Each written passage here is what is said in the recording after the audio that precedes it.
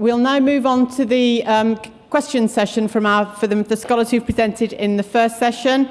Can I also introduce one of my fellow trustees, Christoph Graf-Grote, who is a 1989 scholar who travelled in Russia and Central Europe just at the time the wall came down.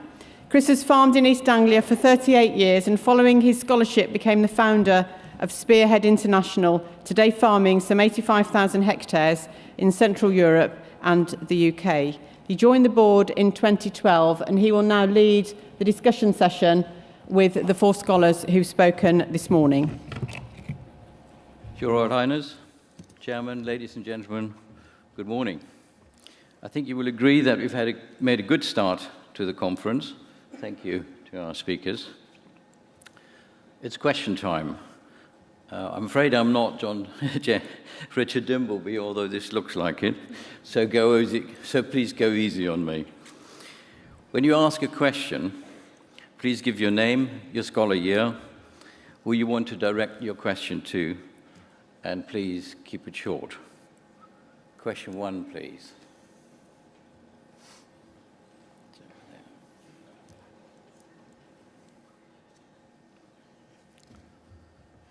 Wyn Jones, 1983 scholar, chairman of the Trahane Trust. 4 very good presentations, excellent subjects, technical details, but Nuffield is also about personal development. Could each one of you say which personal quality in yourself that you've identified and wish to improve as a result of your Nuffield? Thank you. David, you want to start? Yeah, for me, I think it's just about confidence and having a go.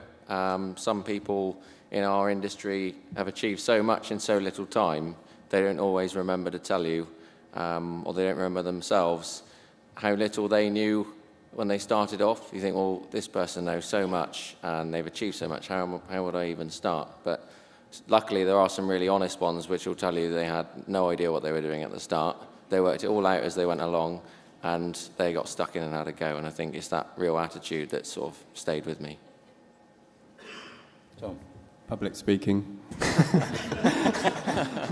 No, definitely public speaking, but a more serious one might be, I guess, and this is what you get time to do on a Nuffield Scholar, is, a Nuffield Scholarship, I spent 2 years researching a topic, so taking the time to dig deeper, taking the time to speak to people and taking the time to research something. So I've valued doing that, and I think that's a big takeaway for me. Kathryn. Yeah, I think the same, confidence and public speaking as well. I'm trying to think of what I really learnt when I was away, and I think the biggest thing I learnt was, because I worked in the fishing sector for so long, and as I said before in my presentation, there's a bit of a hatred against the NGOs, and the biggest epiphany for me was really realising that we can work together, and they're here to stay, and I think that was the biggest thing that I will take away, and I will really put that into action in my new job. Very good. Very much like David said, gaining confidence is absolutely fantastic, but something which we'll talk about a bit later, taking part in a global focus program really pushed that forward and also helped you work within a team as well, which is fantastic. Thank you. Seems to be a common theme. Go over to 7. Jill Bullock, Honorary Scholar, to her joy. A question to Tim. You don't mention the development of UHT in the milk industry. If you go to a supermarket in France, you find very little fresh milk, but UHT has been developed to a point where most of us don't even notice the real difference in taste, most of us, and the practical use in areas of poverty where families cannot get out and get fresh milk easily, but UHT milk has a real market. What do you think? So Fairlife, that Coca-Cola brand, it's actually, it was UHT, I'm pretty sure it's UHT. Someone, if anyone knows the art, I'm pretty sure it's UHT. So that's a brand. I guess the focus of my talk and study has been not about feeding the world, but about how to get more value for milk. And so, I'm not sure if UHT maybe is has a value in creating, has a value in because it can create, I guess, a more convenient product because you can have it, you don't have to drink it cold, so it's easier to store, it lasts longer, you can probably mix other ingredients with it, so it does have a value in that sense, but I haven't got an answer to you in the sense, is your question, tell me, do you see what I'm saying? Is your question specifically about what's the value of UHT milk, or do I think it's a solution for the category? My question was based on the fact that if you can get people drinking UHT milk who haven't been drinking it before, then the next step would be getting onto fresh milk and the brandy milks that you're talking about. Okay, like an entry level, yeah. I mean, some people who drink UHT may also drink it for because they can't digest normal milk, if that makes sense. Okay. Then number 7. Dorothy Fairbairn, 93 apparently. I had 2 questions, one for Tom. Really, tell us a little bit about your travels and where you actually saw the most exciting work on milk branding. And then my second one is for David, and I want to know if you met any successful women. You okay? Yeah. Tom, would you like to start? I'm just going to write some ideas to give her a better answer. Okay. David first, then with the second question.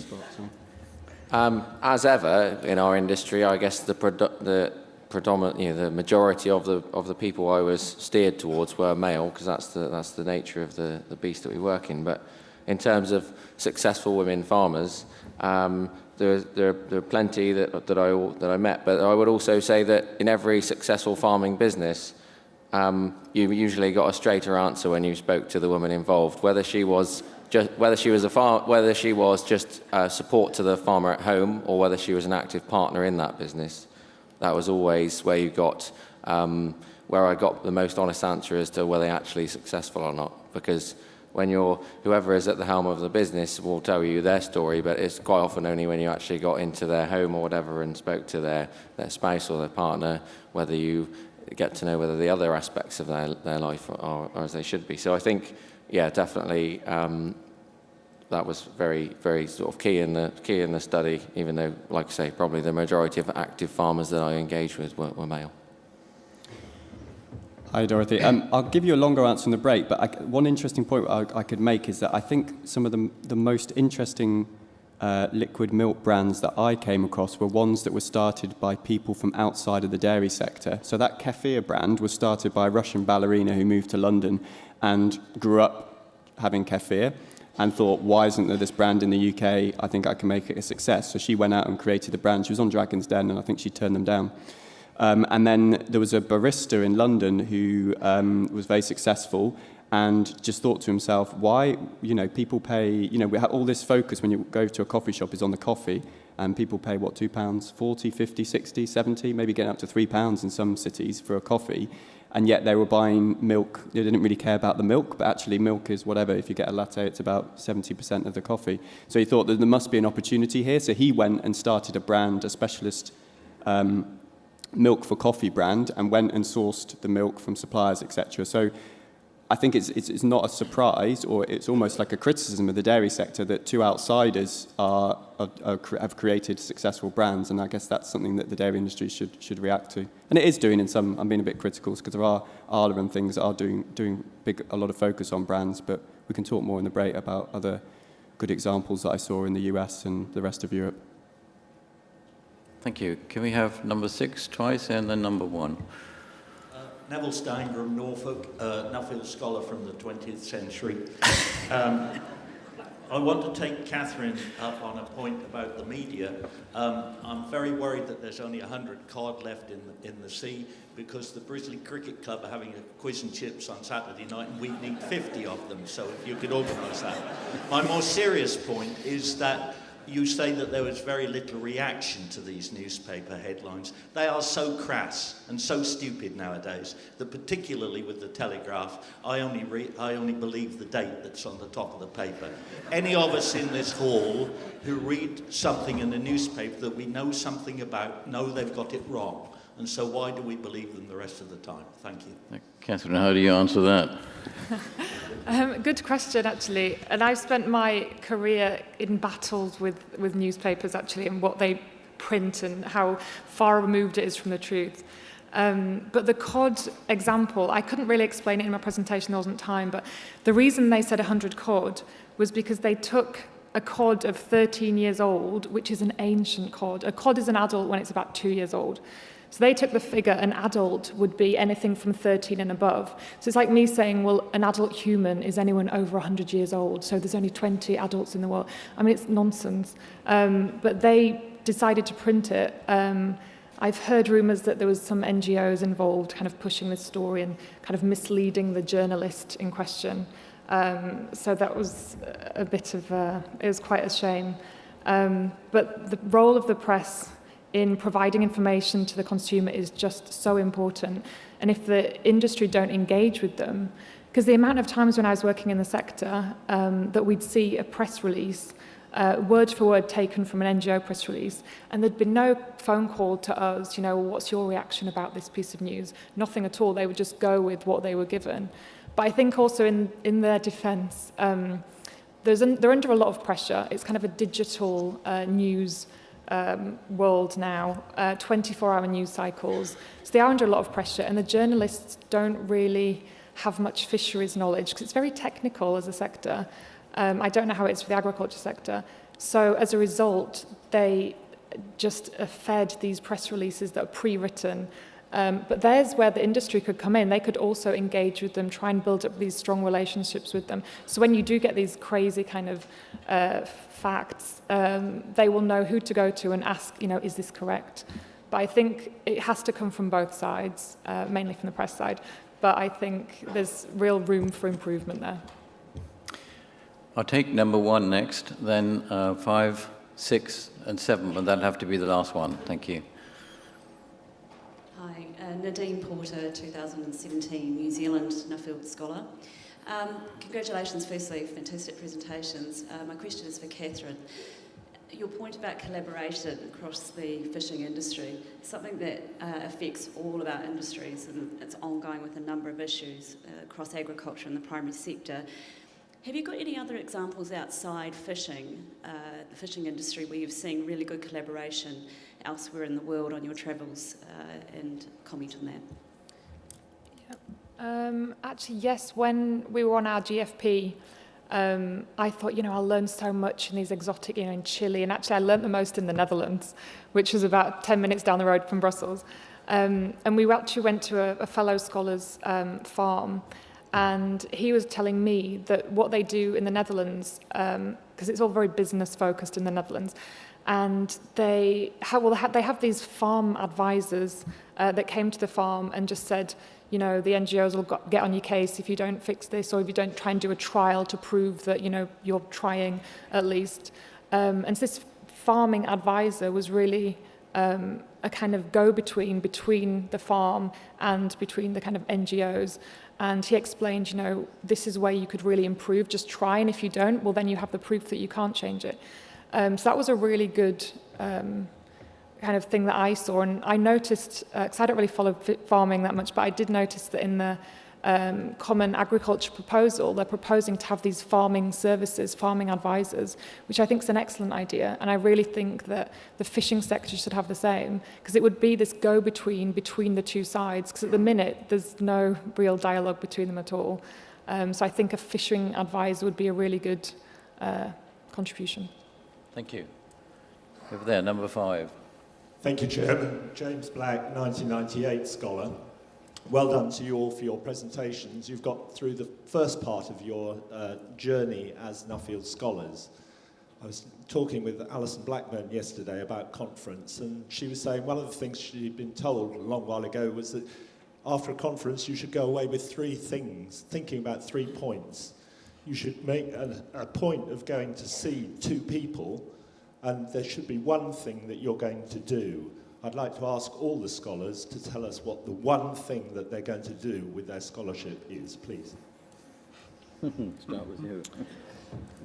I talked a bit in my presentation about how we can help some of those young people to maybe get out of their day-to-day situations away from the coalface so that they can also evaluate. And there's many ways in which you can do that, but one of the ways I would hope to do it is to try and find some more people to apply for the Nuffield Scholarship from the sort of grassroots farming areas. Disappointedly, we didn't manage to appoint a Beckett Scholar this year because of the people who were in farming weren't awarded. So I think if I can find, that's one thing I'd like to do, get some more people who maybe don't realise it would be available to them to do it. Excellent. Yeah, I think building the Nuffield awareness is a good point, and I think Nuffield itself, in the variety of people that it gives scholarships now, is doing that itself, and then it's kind of up to us who perhaps don't come from strictly farming background like myself to then talk about what I've done with the Nuffield Scholarship. So, for instance, I am sort of signed up to speak at various conferences over the next few months. So that's part of me kind of making the most of my Nuffield Scholarship and also spreading awareness of it to the kind of wider farming and food industry. But I also because someone asked me about this last night, and I think once I've done a Nuffield Scholarship, you almost want to try and build on it. And so there's another scholar here we're taking part, we've sort of signed up, I think probably for the same reasons. Barbara and me applied without realising to be a director, one of the voluntary directors for the Oxford Farming Conference, and I wouldn't have done that if I hadn't done a Nuffield Scholarship. But it's also about what happens, what's the date now? At the end of November, what's going to happen on December the 1st? Well, now it's moving on to the Oxford and helping be involved in that, but I'll be doing it as a Nuffield Scholar, and I guess for the rest of my life now I'll always be a Nuffield Scholar, and I guess so everything I do from now I want to kind of build on what I've done and not just stand still and sort of, go off in the background, if that makes sense. Kathryn, one sentence if you can. Oh, God. I think the one thing I've learned from Nuffield is, the concept of Nuffield for capacity building and building young people into leaders. That was one thing that the fishing sector is really lacking. And a second thing, going to the source of policy making, going to the top, going to the UN, because people don't really consider it as anything important. It's EU or it's national policy, but actually it is really important. So I think when I start my new job, I will certainly represent them in Rome at the FAO, and I will try and get more collaboration there. Thank you. And you? Thank you very much. The Nuffield experience so far has been amazing, and I hope for that to continue well into the future. And I'd be very keen to get a lot of people involved from within the industry, within the trust as well. But my main aim would be to educate the farming public and also the feed advisors on farm about what I've learned during my scholarship and to take that forward. So that would be my key message. Thank you. We've got about 60 seconds. Sorry, I'll go to that second but last. Mr. Chairman, John Brown, a non-scholar, I'm just here to learn. I would like to ask, firstly, David,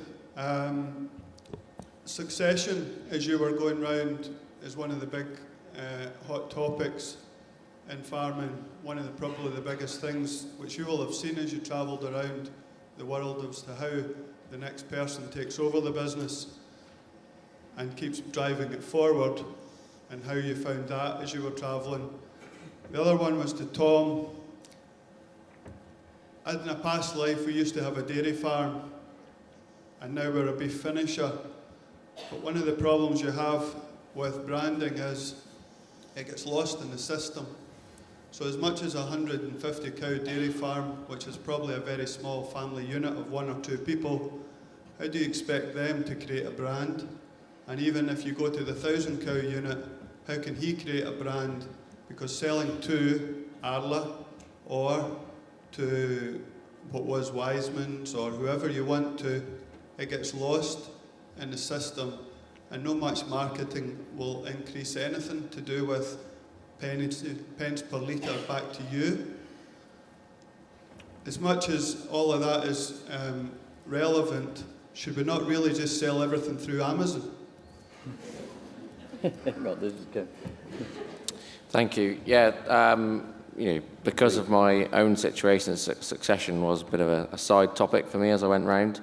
And we quite often look to New Zealand for those answers because they have systems in place for people to exit the industry and people to come in. And quite simply, everything's bought and sold rather than handed down so much as we do in our country. But the funny thing is they're going to end up where we are because because they went through that boom, and there's now people who have grown this enormous wealth in farming in New Zealand, and they don't know what to do with it. And so they're sort of having our problems where they will talk about, well, they're now building something for the next generation, but they haven't really thought about how they're going to deal with that.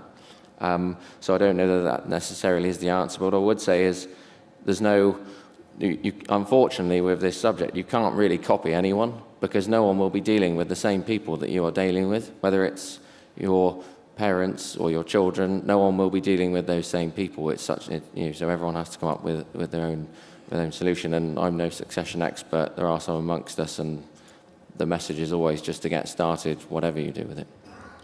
John, I'll talk to you about, because I've only got 30 seconds apparently, but those two brands I talked about, Kefir and Estate Dairy, they collaborate with dairy farmers, and I think that's probably the solution, because I talk about in my report, I said, not every farm is going to obviously want to start their own brand. That's a huge investment, and they're probably very busy trying to make a good and efficient dairy farm. So you have to look for supply chain collaborators. And the Estate Dairy sources from 2 dairy farms, pays them a premium, has a long-term contract in Somerset. And Kefir sources from a cooperative of dairy farmers down in the southwest, I think. So I think it's about collaboration. Dairy farmers can't really go on your own because, like you say, you need scale, and also you need the expertise, because, is a dairy farmer going to have the contacts within, say, an independent coffee chains to go and sell his milk, and do they actually want to do that? So I don't know if the Nuffield Scholar, but we're here next year, the Braids farm, they'd be interesting people for you to speak to as well, because they've teamed up with a wholesaler, I can't remember the name, so they created the brand with them, and it will be the wholesaler's job to distribute it and get the consumer, and they just produce the milk in a sense. So they're still doing what they're best at doing, but they've collaborated with someone else who's best at getting the market and the consumer. But we can talk more in the break. I can see your face now, so I'm going to remember it. Thank you, Tom. Very briefly, last question. No? Okay, let's give them up. Thank you very much.